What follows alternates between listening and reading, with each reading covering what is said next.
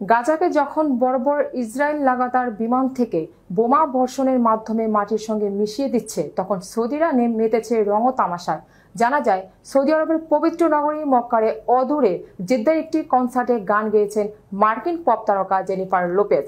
ইসলামের সবচেয়ে পবিত্র নগরী মক্কা থেকে মাত্র ৮০ কিলোমিটার দূরে কনসার্টের আয়োজন করায় ক্ষোভ প্রকাশ করেছেন মুসল্লিরা।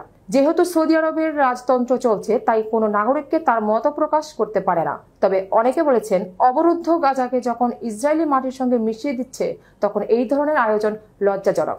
গত সপ্তাহে জেদ্দায় সৌদি আরবিয়ান গ্র্যান্ড প্রিক্স প্রতিযোগিতা উপলক্ষে এই অনুষ্ঠানের আয়োজন করা হয়। ২১ এপ্রিল এক প্রতিবেদনে এই তথ্য জানায় মধ্যপ্রাচ্য ভিত্তিক সংবাদ মাধ্যম দ্য নিউ আরব। বিস্তারিত ডেস্ক রিপোর্টে।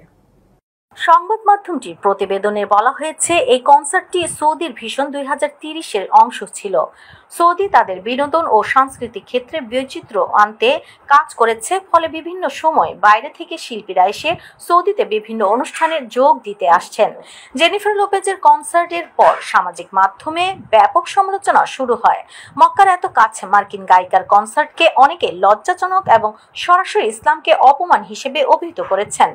মাইক্রো ব্লগিং সাইট এক্সে একজন লিখেছেন, মক্কার এত কাছে খোলা পোশাকে এবং নাচের সঙ্গে এ ধরনের একটি পপ কনসার্ট আয়োজন অত্যন্ত অসম্মানজনক। সৌদিকে অবশ্য মনে রাখতে হবে, ইসলামের পবিত্রতম স্থানের দায়িত্বে তারা আছেন।